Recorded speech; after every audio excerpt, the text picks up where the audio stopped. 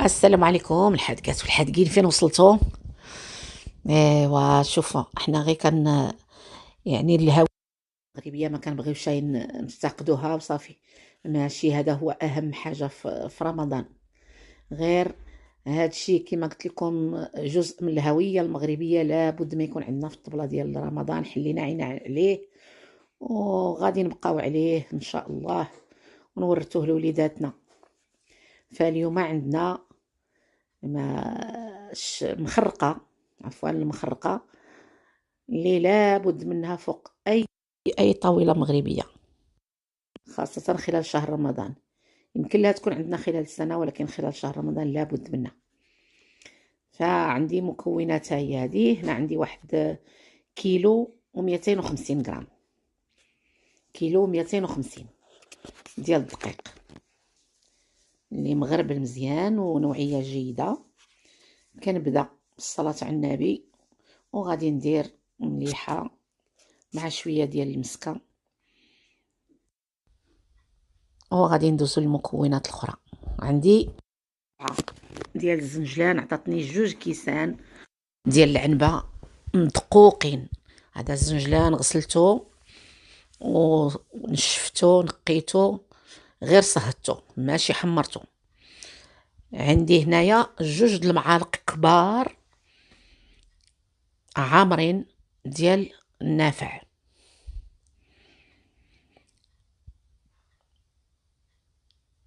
ومعلقه كبيره ديال القرفه عامره. وهذيك عفوا المعلقه الاولى راه فيها النافع وحبه حلاوه، معلقه نافع كبيره ومعلقه حبه حلاوه، شويه ديال الخميره ديال الكاطو ما يعادل واحد 8 الغرامات، كاس ديال زيت العود وزيت المائده مخلطين. لان درنا زيت العود بوحدها، زيت العود كتقصح معروفه. فعندنا زيت المائده وزيت العود، وعندنا كاس ديال الزبده مذوبه. دائما هذا راه العبار ديال الكاس ديال العنبه اللي نذوبوها، اولا تكون زبده نباتيه.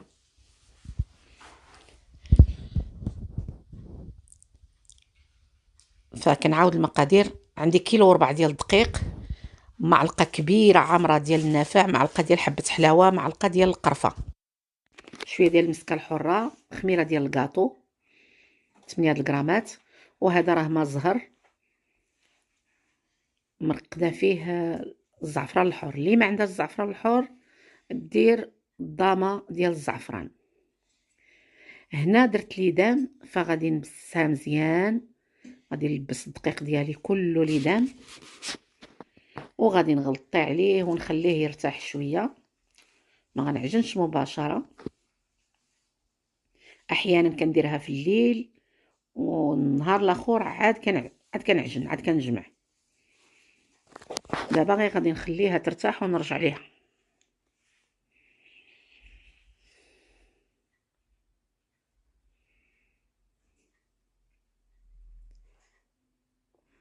شو القوام ديالها كيف ولا بدا كيتجمع في اليد، مرمل كله كيتجمع. داك الكاس ديال الزيت البلديه وزيت المائده والزبده صافي كافيين لهداك الكيلو وربع. كتلاحظوا راه حتى اللون ديالو كيتغير. الدقيق خليته ارتاح، زدت هذاك الصفر بيضه، وواحد 2 معالق كبار او 3 ديال الخل كيساعدنا كيفتيها صافي. وكنبدا نجمع بما زهر. الا ما قدنيش غادي نزيد شويه ديال الماء دافي، ولكن ما نفوتوش ليها الماء. راه الا فوتنا لها الماء في العجين راه ما غتجيكش مزيانه، وغادي تعذبك، وغادي ما غتبقاش تطبع عليك ولا تشبك مزيان، وحتى في الماكله ديالها ما كتجيش مزيانه. كنحاول يعني باش هذاك الماء زهر يقدني. الا ما قدنيش غادي نزيد غير شويه شويه، قطيره بقطيره، حتى تجمع لي وتكون حتى هي شويه قاصحه، ما تكونش خفيفه. شوفوا انا راني زدت شويه ديال الماء في داك الكاس، هو عطاه حتى هو اللون.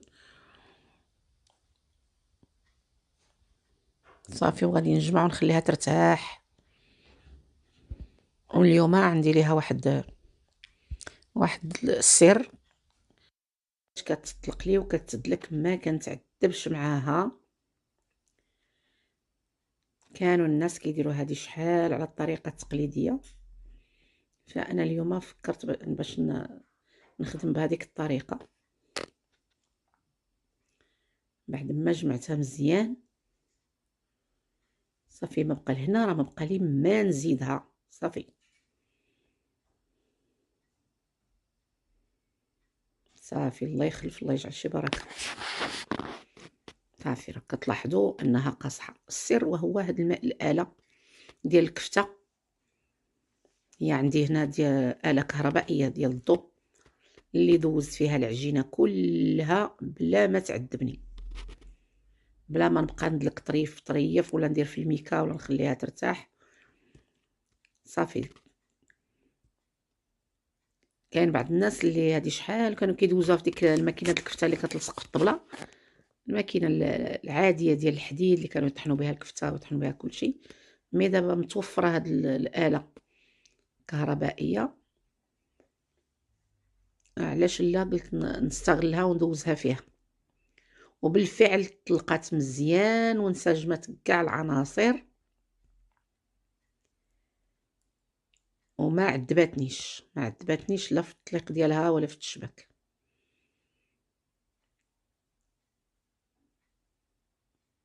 هذه هي الطريقه، يعني هذا هو السر اللي قلت لكم غادي نضيفوا اليوم المخرقه ديالي.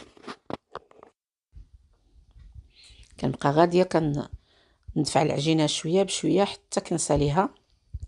صافي وديك الساعه عاد غادي نكملوا الخدمه ديالنا. بعد ما كملتها حرابل وبديت كنورقهم شويه، كنورقهم طوي باش هذا التورق هذا كيساعدنا باش كتجينا المخرقه ديالنا مورقه وكتشرب العسل.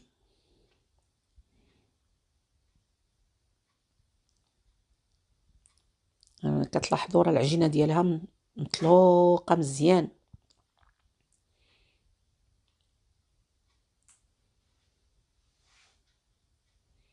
هنا راه مازال ما غنبداش نشبك، راني غير غادي نطويها. صافي وغادي نخليها ترتاح. هنا راني خليتها تقريبا ارتاحت واحد 40 حتى ل 45 دقيقه. ديري لها السلوفان او ديري لها هاد البلاستيك. صافي وطوي، وحاولي ما امكن باش ما ديريش العرض بزاف، انك الا كانت عندك الماكينه ما كيدوزش فيها، خصك تقسمي دائما.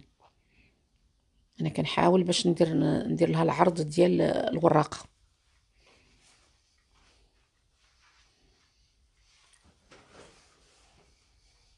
نتوما كتلاحظوا ملاحظه، وهي ان العجينه ملي ما كتشوفيهاش كتشق من الجناب وكتهرس، عرفي راه العجينه عندك ناجحه 100%. اذا طلقتيها وبدات كتشق من الجناب وكتكسر، عرفيها راها غادي تمرتك في الخدمه.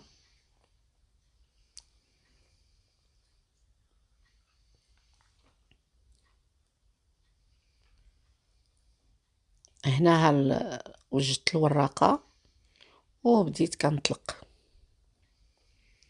يعني غادي نطلق السمك اللي تقدر تدوز فيه.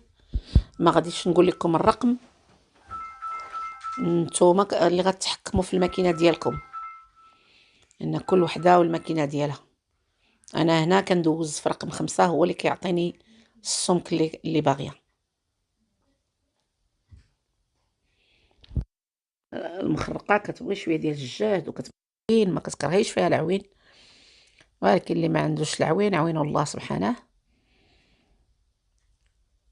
وتقدري ديري كميه صغيره، لان هنا هاد الكميه ديال كيلو ربع راه كتعطيك تقريبا 3 كيلو. فيمكن لك اللي عندها العائله يعني ما كاينش فيها بزاف الافراد، دير خل، دير شويه، دير علاش قدرات.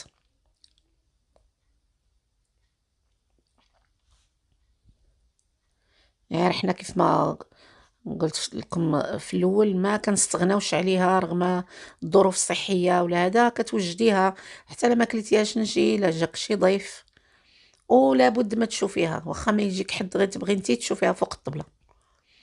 شو العجينه راه ما كتلصق مع حتى حاجه، راه ما كندير والو على البلان. بلان غير مغسول معقم مزيان صافي. او كنبدا خدمتي.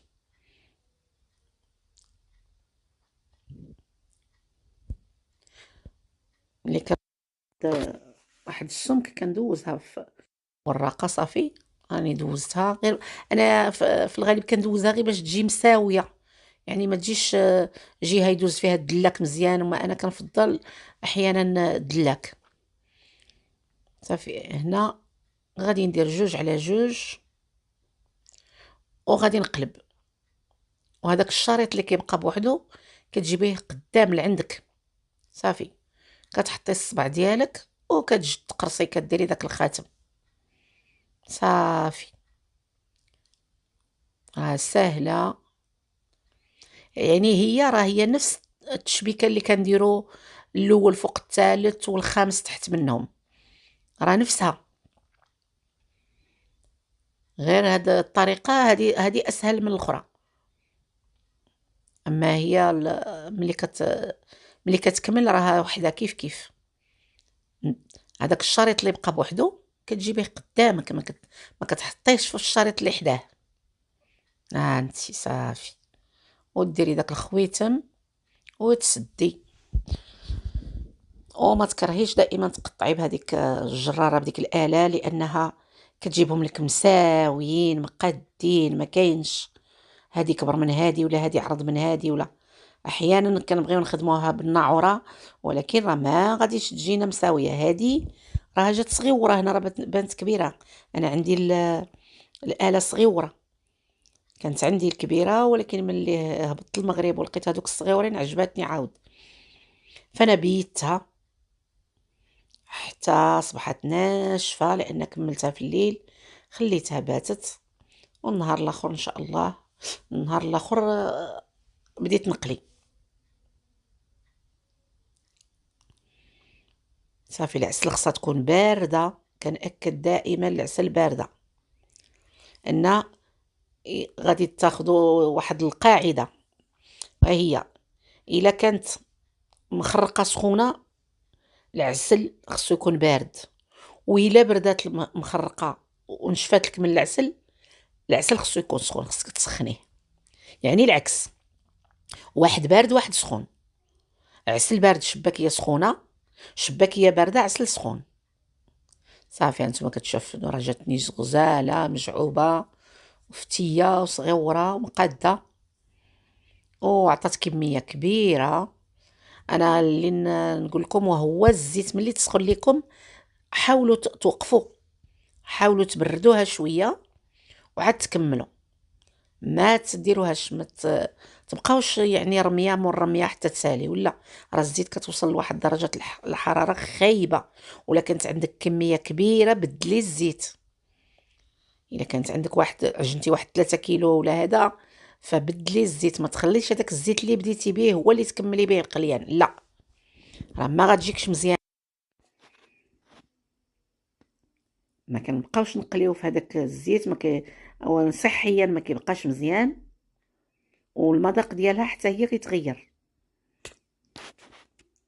انا هذه هنا المقله عندي كبيره، ما بدلتش الزيت، ما بدلتهاش، ولكن كنت بين القليه والقليه كنخليها تبرد شويه.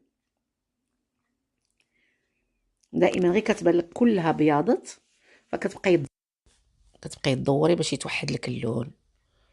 هنا شوفي الزيت العسل راه مازال ما سخنش، يعني حيت هو بارد بزاف والحال بارد، واخا كنرمي فيه الشباكيه كيبقى بشويه حتى الاخير عاد سخن مزيان. وما ترميش المخرقات تاع السليك، يعني قليه مورا قليه لا، حتى تحيدي الاولى عاد ديري الثانيه. اما الا بقيتي قليه مرقليه راه ملي غادي تجي تهزيها من التحت والعسل القاصحه كلها غادي تهرس لك. وهذه هي المخرقه ديالنا، جربوها وردوا عليا الخبار وتاكلوها بالصحه والراحه وطول العمر، وصيام رمضان بالكامل ان شاء الله يا ربي، ونكونوا من المعتوقين يا مولاي الكريم حنا وجميع المسلمين، ونتلقاو في وصفه اخرى ان شاء الله. وزينوا باش ما بغيتو بالزنجلان، بغيتو باللوز، ماش بغيتو باللوز ايفيلي اللي عجبكم. انا كتعجبني الطرق التقليديه، كيعجبني فيها الزنجلان. وبالصحه والراحه.